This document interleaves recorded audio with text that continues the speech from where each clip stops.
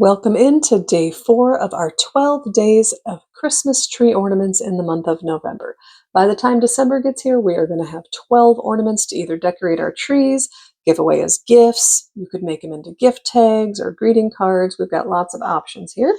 And if you've been following along so far, you may have noticed that we're using a different frame than we've been using in previous videos. I have been using these black frames in the vertical and horizontal orientation. And these silver frames do come in a horizontal orientation as well, but I just went for the vertical on those. And you can see they're very similar in size, except the opening on the silver one is a little bit bigger than the black one. And also, this is quite a bit heavier than the black one. So I'll talk more about that when we decorate the tree, when we hang it on the tree a little bit later. But for now, let's just get to painting. And to start off, I'm going to draw just a simple circle.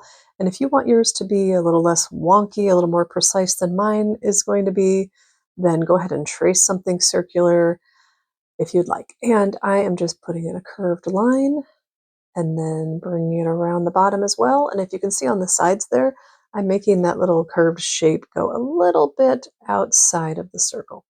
And now I am drawing in these little cutouts. I need to look up what those are called. And I'm just going to, obviously those are not symmetrical either, so please feel free to take your time if you are a person who enjoys symmetry. And we're going to add a little hook for the top, and I'm going to add a ribbon that is going to be very simple, starting off with just a couple lines, and you can see I'm also making it loop underneath the hook and then come up through the back as well. And then just adding a little line on either side to make it more of a ribbon rather than just a simple string. And there you have it. We drew that in about 1 minute. And now we're going to come in with paint. All right, this painting is going to just be a bunch of different layers of different colors of paint. I don't have gold paint, and so I had to just mix some colors together to try to achieve that gold or brass look. So starting off with lemon yellow, in my paint set it's called permanent lemon yellow, but you can just start with a light wash of yellow all over your bell. And don't forget your little hook up there. And it's okay if you don't have to be as careful as I was being there not to get the ribbon, because the ribbon in my case is going to be a lot darker, so it will just cover up that yellow.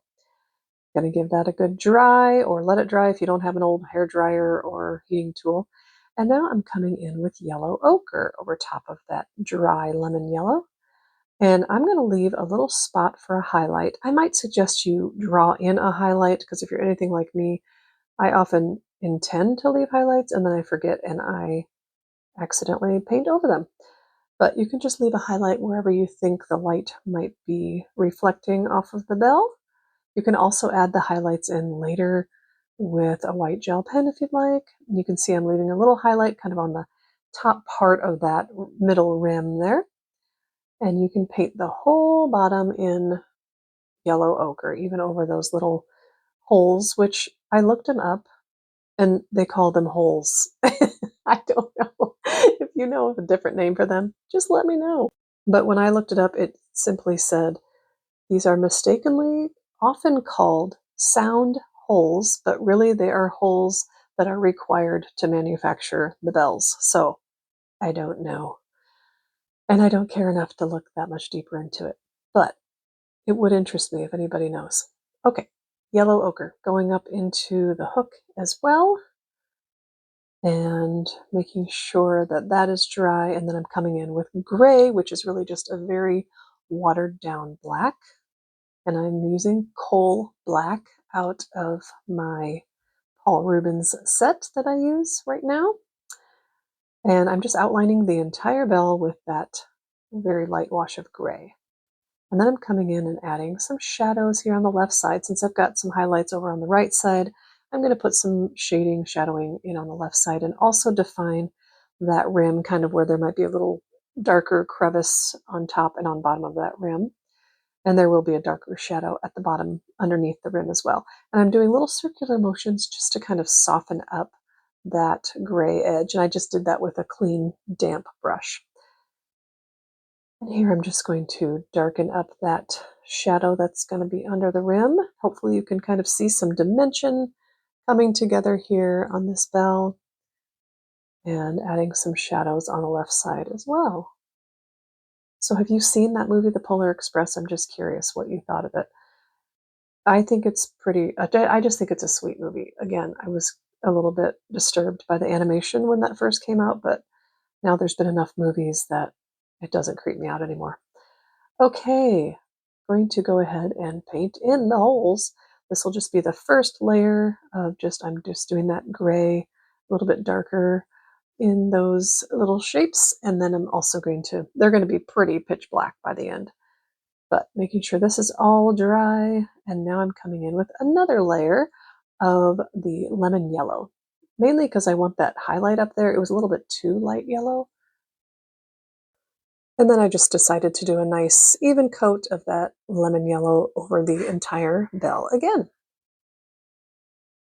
I just love how this whole thing kind of takes shape, so to speak, but also just the colors as it kind of gets more and more gold looking or brass looking as we move along in the painting.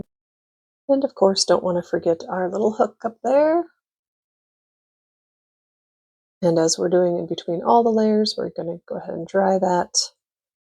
And coming back in now with another layer of our gray, just darkening up those shadows. As you can see, they got pretty light there, and also coming over with yellow. But yeah, that looks real nice. I just feel like that just makes it look that much more dimensional. Darkening up the little part under the rim as well, and just kind of darkening up all the little spots until I like the way it looks. Now coming in and doing my circular motions again with a clean, damp brush. And what I do is I wash my brush off and then I tap it onto my paper towel. So it's damp, but also pretty kind of dry, damp, dry. Not wet, I'll tell you that. And just softening up all those little edges there.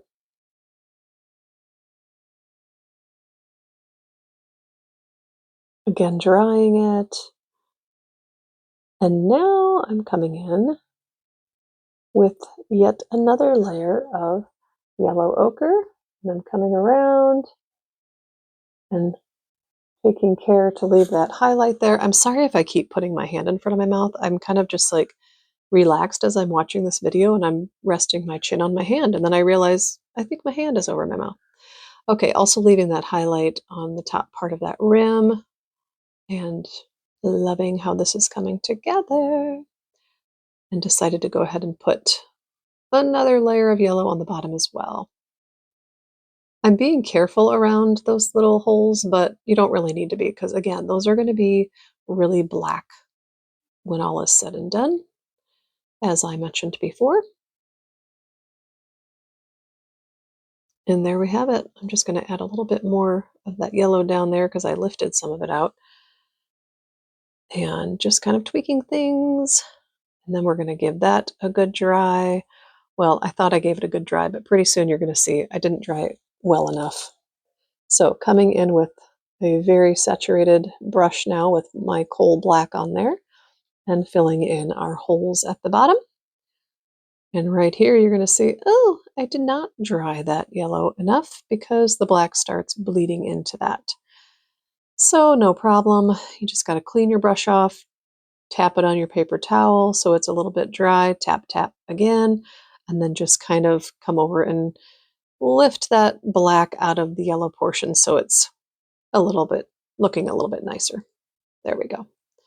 Much better. Give that a good dry. Make sure that yellow's dry before I do the next black hole in there. Isn't it nicely coming together? I hope you're painting with me and enjoying this. I think it's so much fun. Our final coat is going to be Indian Yellow, also out of my Paul Rubens set. If you don't have all these colors, just kind of do maybe a light wash of an orangish yellow mixture. That's kind of, Indian Yellow has a kind of an orange tint to it. And yeah, I just love it. I think it's looking very metallic without being metallic, if that makes sense. Just kind of coming together nicely and adding our Indian yellow to the bottom as well. This time I am avoiding the black holes down there because that doesn't make sense to do that over that. I want those to remain nice and black for the finished look. And just finishing off those little touches there. I'll be interested to hear if anybody tries this, and if you do try like a gold or silver or red, green, what color would you do for your bell? I really just wanted to try to do a metallic kind of look without having metallic paint. It would be, this would go a lot faster if you just had gold paint or silver paint, but I don't. Maybe someday. I've had many paintings where I thought, "Ooh, I wish I had some gold paint, like a nice metallic shiny gold would be a nice touch added to some of my paintings that I've done."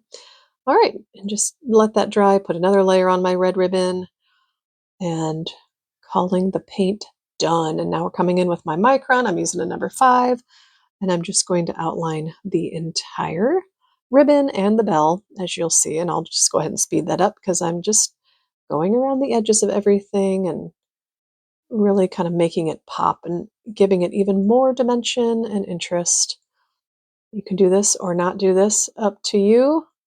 I like the look of pen and watercolor together. Line and wash, ink and watercolor, whatever you want to call it.